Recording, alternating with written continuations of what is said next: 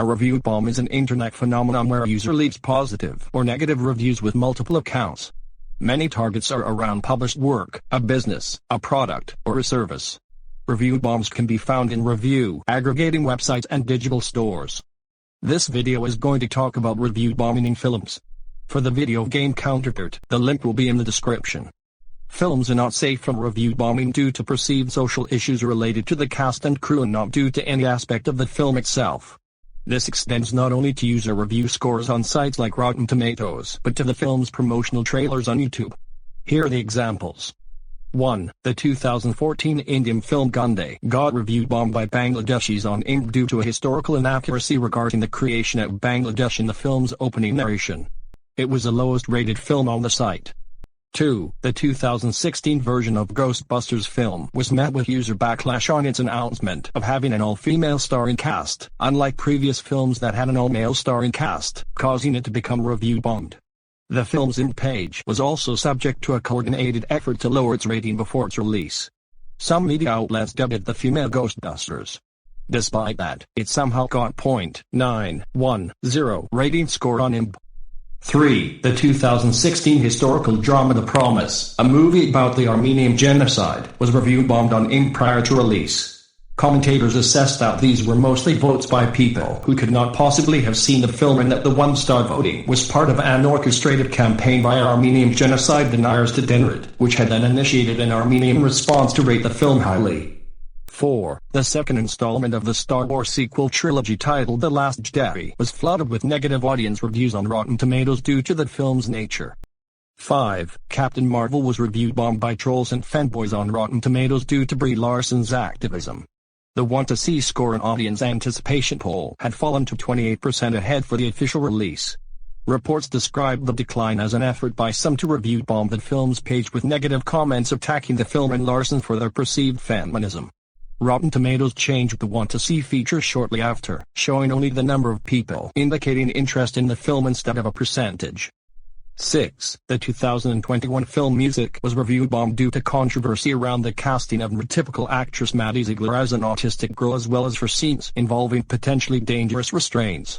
7. The 2021 MCU film Eternals got review bombed due to its LGBT characters.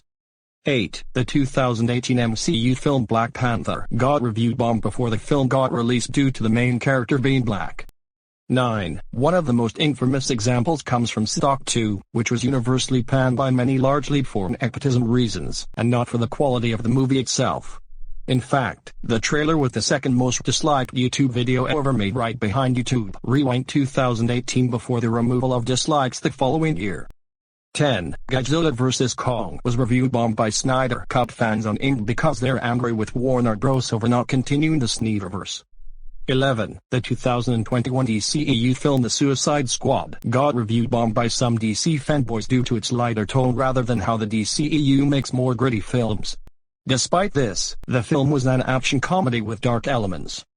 12. 2021's Dune got review bombed by Marvel fanboys on Letterboxd due to Denis Villeneuve having an honest opinion on Marvel films in general regardless if it was the MCU or not, while claiming we're in front of too many Marvel movies that are nothing more than a cut and paste of others. 13. Critics managed to review bomb Ghostbusters Afterlife mainly because of them liking 2016's Ghostbusters. 14. 2022's The Batman has gotten review bombed on IMDb due to the nature of the film.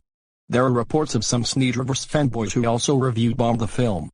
15. The 2022 Pixar film Lightyear got review bombed due to the film having a scene with two LGBT characters, but more importantly, due to how it was written and presented differently from the original Toy Story trilogy by making it serious in a mediocre and radical fashion, like having several instances of nostalgia pandering, showing a true level of inconsistency, and having once too many major plot holes and mistakes in the writing, presentation and concept were valid reasons why it got plenty of critical backlashes after it was released. Two potential reasons for this were due to Chris Evans voicing Buzz instead of Tim Allen and how the director for this movie, Angus MacLane, made a backfill in relation to it being a film Andy saw in the 70s, 80s when he also disregarded the continuity of Buzz Lightyear's spin-off Star Command, a show he directed the opening of. Making that statement a notable issue of the movie's concept and how its mere existence was often viewed as pointless, contradictive, and embarrassing for how little care was put into the Toy Story trilogy as of right now. However, Tim Allen actually said the film has nothing to do with the toy Buzz Lightyear, which can still be considered a problem story-wise. 16. In 2021, any trailer of a Sony movie that was not related to Spider-Man was getting dislike-bombed by Spider-Man fanboys. And lastly, 17. The 2020 film Cuties was review-bombed by audiences due to the film sexualizing children just to send the message that sexualization of minors is wrong and coming across as a promotion of pedophilia due to the footage of actual sexualized minors. These are review bombs where instead of bringing down a user rating, they aim to raise the rating back up, usually in a critically panned movie. 1. 2014 Saving Christmas had the star actor, Kirk Cameron, station a raid on Rotten Tomatoes via having his followers raise the ratings up. However, at the time, it was reported that around 5,000 to 6,000 votes were added, causing the rating to jump to the 90s, before being pushed back down to stop the review bombing. One archive at the Wayback Machine reported that at one point, it was at 50% with 1,206 audience ratings before being brought down to 32% with 19,000 ratings. This would likely average around 6,000 votes against 13,000 negative votes. Today, it sits at 22K audience ratings. And 2. The 2022 film Merebees was review-bombed with satirical reviews thanks to a meme called Merebees Sweep, which the practice of the meme originated from a post on the /r/movie circle subreddit. Now it's about time to give you guys some reasons why this practice deserves a 0% on Rotten Tomatoes. 1. First off, there's often a high amount of review bombing that can lead to having legit and honest reviewers overshadowed. This causes some movies to be unfairly hated. While a lot of movies are not perfect, it's annoying to see reviewers spam bad reviews. 2. The reasons why stuff like this occurs are because of attention, a controversy, changes to the franchise, or how a certain product turned out. For instance, a movie gets review bombed due to the addition of an LGBT character. 3. Many of the review bombings, in general, do not qualify as a review. Review bombing instead turns out to be spam. 4. A type of review bomb which is used to praise certain media wrongly, would be the reverse review bomb. Basically, those reviews suggest censoring criticism. 5. Thanks to this practice, they may lead the film to be underperformed at the box office like with Lightyear, which could be a reason why it was underperformed.